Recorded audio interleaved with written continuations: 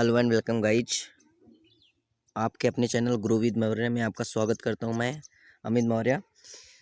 आज पूर्ण आहुति आप समझ सकते हैं। आज इन क्वेश्चन में मोस्ट इम्पॉर्टेंट फार्मूला जो है पूरी फिजिक्स के फार्मूला करवाने वाला हूं, क्योंकि आज बच्चों का जो पेपर है, आप लोगों का जो पेपर है वो 2 बजे से शायद स्टार्ट होता है और 2 बजे से आपका पेपर है। तो आप इन फार्मूलाज को पढ़ के जाएंगे, क्योंकि आपका पेपर न्यूमेरिकल बेस्ड आने वाला है। मैंने डेरिवेशंस करा दिए, न्यूमेरिकल नहीं करवा पाया, उसके लिए सॉरी। लेकिन आप इन क्वेश्चंस को, इन इम्पॉर्टेंट फार्मूलाज को याद करके जाएंगे तो आप क्वेश्चंस पक्का फोड़ के आएंगे। तो अगर हम बात करें सबसे पहले टॉपिक विद्युत आवेश तथा क्षेत्र की, तो विद्युत आवेश क्षेत्र में सबसे पहला फार्मूला आता है आवेश और धारा में समय में अनुपात क्या होता है, रिलेशन क्या होता है, संबंध क्या होता है। तो क्यू बराबर आई टी होता है। और इसके बाद आपने विद्युत क्षेत्र की तीव्रता पढ़ी होगी। विद्युत क्षेत्र की तीव्रता ई बराबर एफ अपान क्यू होता है। और कूलाम का नियम भी आप पढ़ सकते हैं। कूलाम का नियम क्या होता है, एफ बराबर 1/4 pi epsilon naught Q1 Q2 upon R square. तो ये फार्मूला कूलाम का नियम है। कूलाम के नियम को भी आप याद कर लेना, क्योंकि कूलाम के नियम से क्वेश्चन पूछा जा सकता है। इसके बाद अगर हम नेक्स्ट की चीज़ की बात करें कि इसमें नेक्स्ट चीज़ क्या हो सकती है, तो नेक्स्ट चीज़ की हम बात करते हैं, वो है हमारी शक्ति। तो विद्युत विभव और धारा के गुणनफल को क्या कहते हैं, विद्युत शक्ति कहते हैं। P बराबर वी आई। इसके बाद विद्युत फ्लक्स। विद्युत फ्लक्स क्या होता है, E vector dot D vector. Phi E से प्रदर्शित करते हैं, फाई ई को हम करते हैं E dot D A. Phi E बराबर ई डॉट डी ए। तो ये फार्मूला भी काफ़ी ज़्यादा इंपॉर्टेंट होना है। इसके बाद परावैद्युतांक की बात करते हैं। परावैद्युतांक में क्या आता है, तो अगर हम परावैद्युतांक की बात करें तो परावैद्युतांक में के बराबर एप्सिलॉन अपान एप्सिलॉन नॉट, यानी माध्यम में विद्युतशीलता बट्टे निर्वात में विद्युतशीलता, तो उसके अनुपात को हम परावैद्युतांक कहते हैं। और इसी तरह हम धारिता में देखेंगे तो धारिता में हमें मिलेगा के बराबर सी अपान सी नॉट, जहाँ पे सी धारिता होती है माध्यम में और सी नॉट होती है निर्वात की धारिता। विद्युतशीलता, इसके बाद हम बात करते हैं विद्युतशीलता की। तो विद्युतशीलता 1/F Q1 Q2 upon R square. ये जरूरी नहीं, क्योंकि फार्मूला आप निकाल भी सकते हो। इसके बाद नेक्स्ट की बात करते हैं रेखीय आवेश घनत्व। तो रेखीय आवेश घनत्व क्या होता है, लैम्डा बराबर क्यू अपान एल, यानी एकांक लंबाई में जो आवेश होता है उसको हम रेखीय आवेश घनत्व कहते हैं। इसके बाद नेक्स्ट क्वेश्चन की अगर हम बात करते हैं, तो नेक्स्ट क्वेश्चन हमारा क्या आएगा कि पृष्ठीय आवेश घनत्व। तो एकांक क्षेत्रफल में जो आवेश होता है उसको हम पृष्ठीय आवेश घनत्व सिग्मा बराबर क्यू अपान है।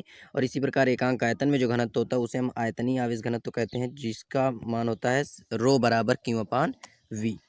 इसके बाद हम नेक्स्ट टॉपिक आता है हमारा दूसरा टॉपिक, वैद्युत विभव तथा धारिता संबंधी। तो इसमें क्या होता है, सबसे पहले विभव बात कर देते हैं, वी बराबर डब्ल्यू अपान क्यू। अगर विद्युत विभवांतर पूछ लेता तो वो हो जाएगा V A minus V B बराबर डब्ल्यू ए बी बटे क्यू। इसके बाद नेक्स्ट टॉपिक, नेक्स्ट क्वेश्चन की अगर हम बात करें, नेक्स्ट फार्मूले की बात करते हैं, तो वो आता है विद्युत द्विध्रुव। पी बराबर क्यू इंटू 12 होता है। पी बराबर क्यू इंटू 12 उसको हम लिख सकते हैं। और अगर हम P बराबर क्यू इंटू 12 से फार्मूला यहाँ पे क्यू इंटू डी भी आ सकते हैं, यानी जो 12 है वो उनके बीच की दूरी होती है। इसकी दिशा जो होती है माइनस आवेश से प्लस आवेश की ओर होती है। वैद्युत द्विध्रुव आघूर्ण की बात करें, इसको टऊ से प्रदर्शित करते बराबर होता है वैद्युत द्विध्रुव गुणे वैद्युत क्षेत्र। टऊ बराबर पी ई, या फिर टऊ वेक्टर बराबर P vector cross E vector होता है। टऊ वेक्टर बराबर होता है P vector cross E vector. तो आप ये भी कर सकते हैं। इसके बाद अगर हम बात करें कि धारिता क्या होती है, तो धारिता क्या होती है आप जानते हैं। तो धारिता क्या होती है, धारिता सी बराबर होती है Q upon V. Formula revision चल रहा है, आप इसको लाइव भी देख सकते हैं, ये आपके लिए बहुत ज़्यादा इंपॉर्टेंट होने वाला है। विद्युत वाहक बल क्या होता है, ई बराबर डब्ल्यू अपान क्यू।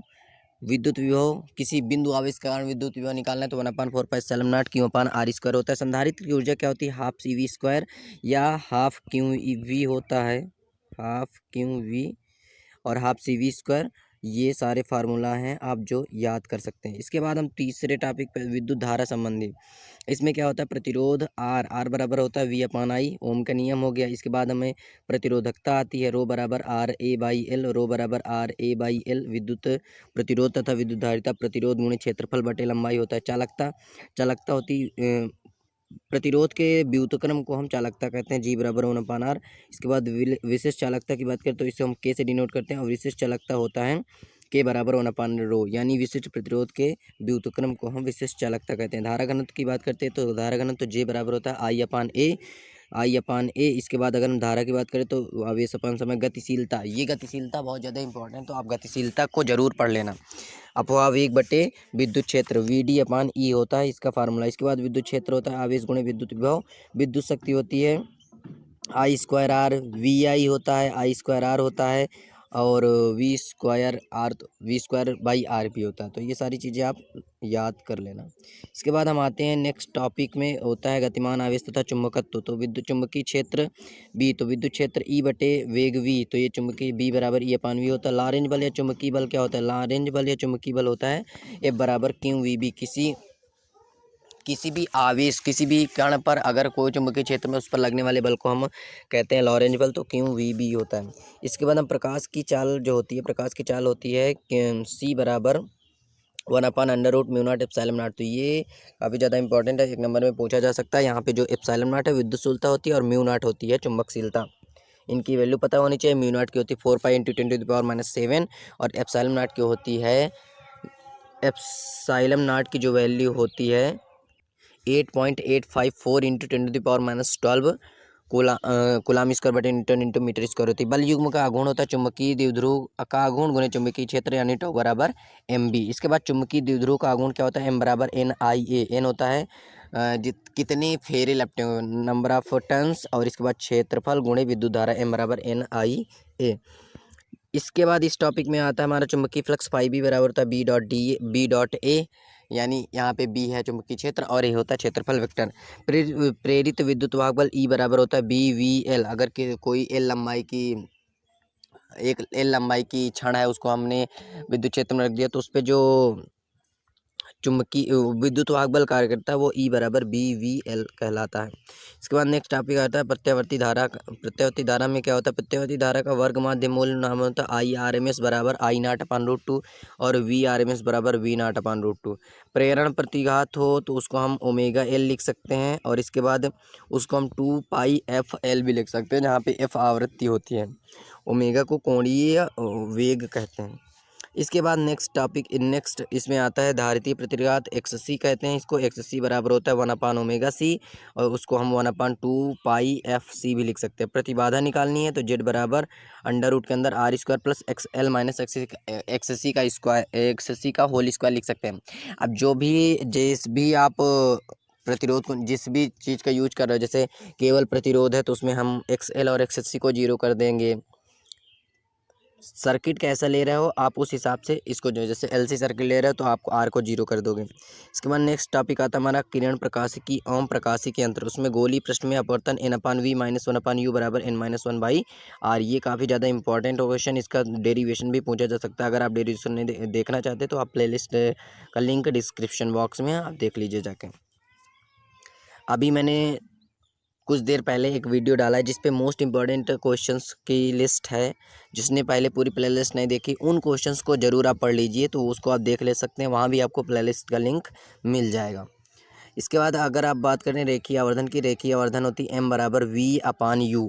अब अगर कोई लेंस है उसके लिए v/u होता है और दर्पण के लिए -v/u होता है। उत्तल लेंस के लिए -v/u आप यूज करेंगे। पतली लेंस द्वारा प्रकाश के अपवर्तन का सूत्र क्या होता है, पतले लेंस द्वारा 1/f बराबर 1/v - 1/u। लेंस के लिए जो सूत्र होता है 1/f बराबर 1/v - 1/u। अगर कोई दो लेंस संपर्क में रखे हुए हैं, दो लेंस अगर संपर्क में रखे हैं तो उनकी जो तुल्य फोकस दूरी होती है, दोनों के रेसिप्रोकल की फोकस दूरी के रेसिप्रोकल को ऐड करके आप कर सकते हैं 1/f बराबर 1/f1 + 1/f2। प्रकीर्णन संबंधी लॉर्ड रैले का एक नियम आता है कि जो तीव्रता होती है, इंटेंसिटी होती है, वो डायरेक्टली प्रोपोर्शनल होती है। किसके डायरेक्टली प्रोपोर्शनल होती है, तरंगदैर्ध्य की चौथी पावर के इन्वर्सली प्रोपोर्शनल होती है। ठीक है, आई प्रोपोर्शनल 1/λ⁴, यानी λ⁴ के व्युत्क्रमानुपाती होती है। अपवर्तनांक अगर हम ये इसको हम बोलते हैं ब्रूस्टर का नियम, ये शायद कट चुका है आपके टॉपिक से, तो ब्रूस्टर का नियम आप लेकिन पता होना चाहिए n बराबर tan IP और IP + r बराबर 90 डिग्री होता है, ये आप याद कर सकते हैं।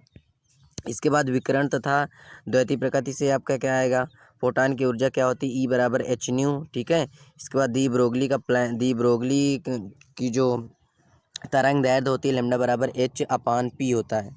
लेमडा बराबर h/p, यहाँ पे h/p होता है, लेमडा बराबर h/p ये।